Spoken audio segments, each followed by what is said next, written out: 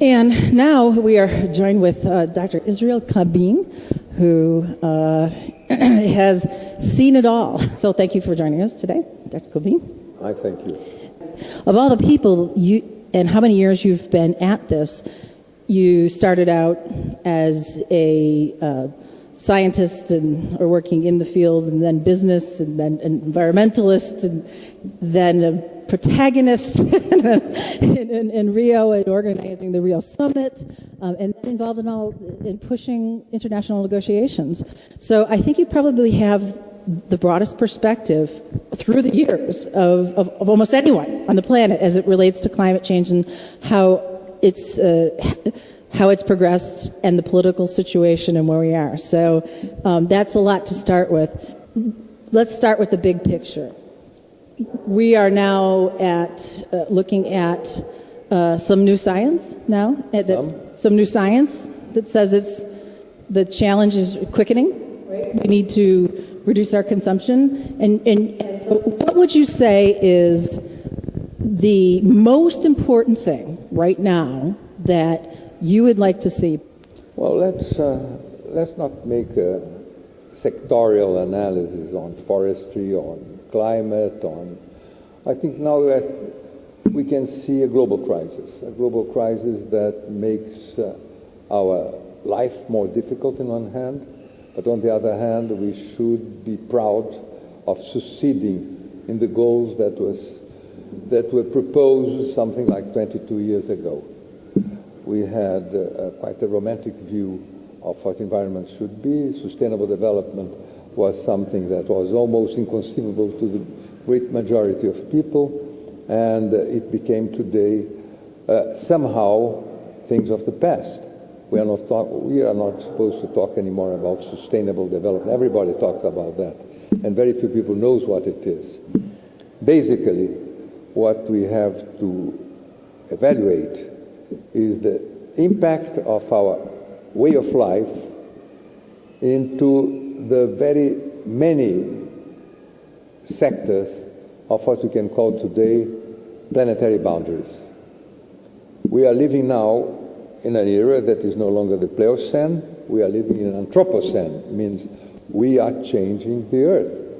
And by changing the Earth, we should take upon ourselves the necessary way of life not to jeopardize our own lives as a species. Many species will survive our imbecilities, but some not. And those that are not going to survive is our own species. So all of a sudden, what we thought that was romantic and utopic became touchable. You know, you have droughts, you have things like big dams that cannot operate because lacks of water, you have all kinds of calamities, changing weather where it should not be. Anyway, today nobody have any doubt about the true aspects of the science of environment. So innovation is at the core. We desperately need that. We had typewriters, and then there was this crazy thing called the computer, right? So that's how in every technology, cell phones, everything advances.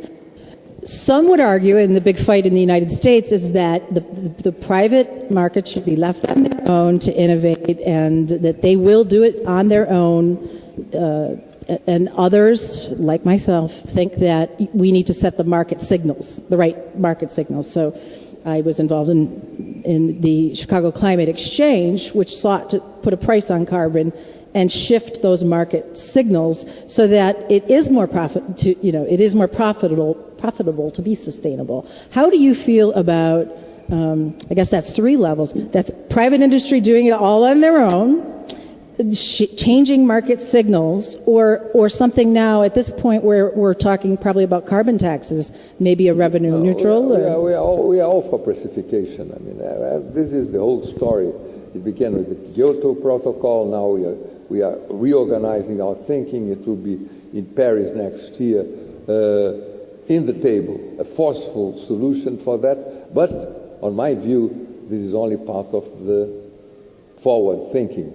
The most important thing will be to find technological ways of using the carbon in an economic way and capturing it not to go to the atmosphere. So you have two ways of forcing that. The idea of precipitations is not only for carbon. I think water must be it's of utmost importance. You have other items that are becoming more and more important, and they are damaging the planet as all. They are killing the oceans, like nitrogen that is extensively used in agriculture. We have to change that. There is other items that are of utmost importance, like something that we are working now at Columbia University with Jeffrey Sachs on the Sustainable Development Goals, is the problem of cities of the future. Many people are concerned with that, but only partially. We should be capable of producing models that should be established as not voluntary, should be established as absolute necessary in a world that in 25 years from now will have 9 billion people. 9 billion people, out of which perhaps 80% will be living in cities. So if we don't do something now, which means that if we could have done something in 1902, we would be in a better situation now. But now about this very touchable problem, which is the city of the future, we should begin to do it now. So you have people like everybody concerned with a little bit too academic approach on cities. I think we should be practical and we should establish rules of the game. I think that United Nations is seriously worried on that. I think many people are working on that. So the synergy between people who are working on that should be establishing the basic rules of urban behavior in terms of planning. So it's all doable. We can build sustainable cities. We can innovate. It's not impossible. Most of those technologies are viable from a cost standpoint now in parts of the world. It seems to be more the political will. You mentioned Paris and the UN and the negotiations, and self-interest by all the different countries coming to the table. So there were some big. The European Union made some big commitments to reduce their emissions, so they've stepped up. It was 20, now they're at 40%. Other nations are doing a lot more. Germany, Denmark, individually. What do you think is the biggest obstacle on the road to Paris 2015? Do you think it is the issue of the underdeveloped countries wanting or needing economic assistance in this, so that countries like the U.S., where politically that's going to be a problem to transfer wealth? Is it the financing? Because I know your Sustainable Solutions Development Network, that there's a whole task force on financing the road from here to your sustainable city, especially in developing countries where they don't have infrastructure. That the money issue is a big issue. We are no longer talking about countries. We are talking about the planet as a whole. That makes a big difference. And that difference means, for instance, we are talking about cities. Out of 9.3 billion people that will be living on the planet 25, 30 years from now, 1/3 will be living in squash, in favelas, in shanty towns. That's not sustainable for the other 2/3, because it's absolutely unsustainable to live together. There is no longer the idea of philanthropy. Philanthropy is a total imbecility today. Today you have social connections in all levels, inside countries and globally. I mean, whatever happens here in Brazil, all the other countries should be responsible. Whatever happens, let's not forget that in Asia, where you have between India and China, more than 1/3 of the total amount of population in the planet, whatever happens there, it's our responsibility. Whatever happens here is also their responsibility. If we cut a tree here, we can have a problem in the Himalaya, as it happened already. So I mean, the interrelation between the cause and effect in terms of sustainability goes all around the world. That's number one. Number two, we are living in a transitional era for all possible aspects. Between environmental impacts and the economic model in which we are living is a total disaster. So we are living in a virtual economy based in a monnaie de compte, in a relation that is disappearing. There is no more global currency, and we don't know exactly what we are talking about. So today, the kind of crisis that we are living on is no longer a sectorial crisis. It's no longer a cyclical crisis. It's a structural crisis. So we need badly leadership. We need statesmanship, and we need a change of models of governance everywhere. So on the one hand, you expressed so well the interdependence of all these countries on each other. We are truly no one country. America can't isolate itself, nor couldn't Brazil or any other country.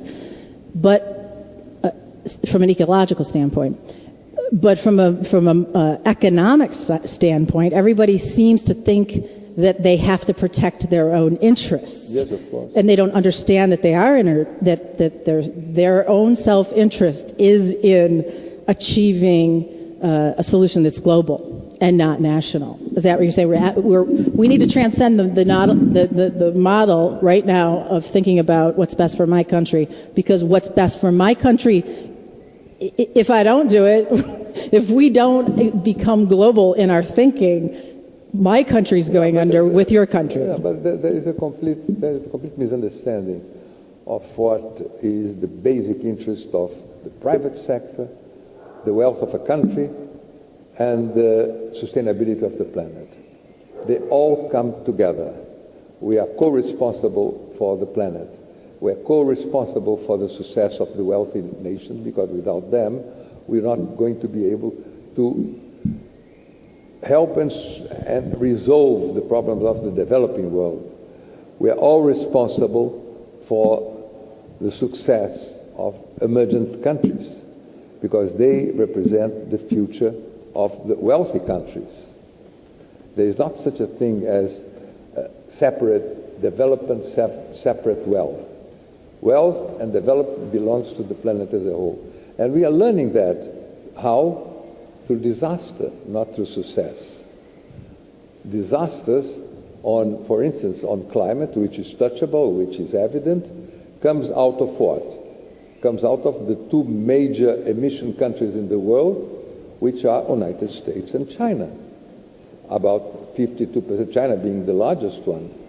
So I hear that in the next conference of the parties, or perhaps even in voluntary way, out of the very context of international agreements, United States is preparing itself to come out with a cap-and-trade approach and with limiting its emission in a voluntary way.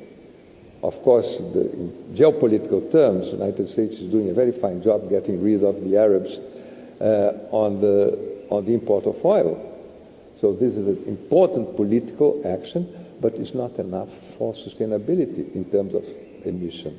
Now you really have to be self-responsible in vertical terms, not in horizontal terms, not in terms of policy or international policy, but in terms of national policy to curb emissions that comes out of the countries.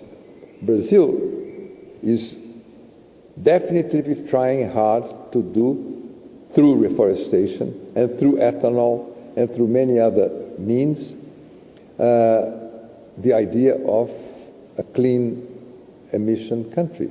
Right now we are here at the foundation responsible for implementing the forest code. What means that? Means that through satellite monitoring, we have already every single private property or public property, agricultural private property or reserves, we have a monitoring of the forest reserves. And by law, they have 2 years to promote that 20% of every single property, agricultural property, will have to have 20% of its area reforested. That aside,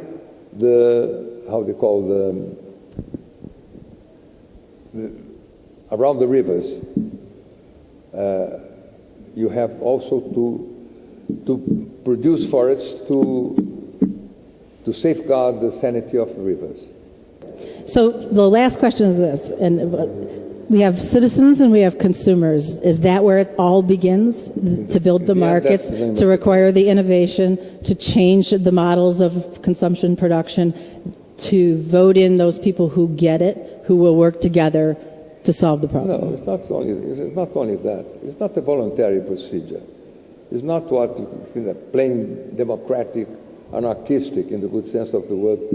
It's a conceptual redesigning of a society, a global society, that requires new rules because the old rules are anachronistic and they are producing disaster.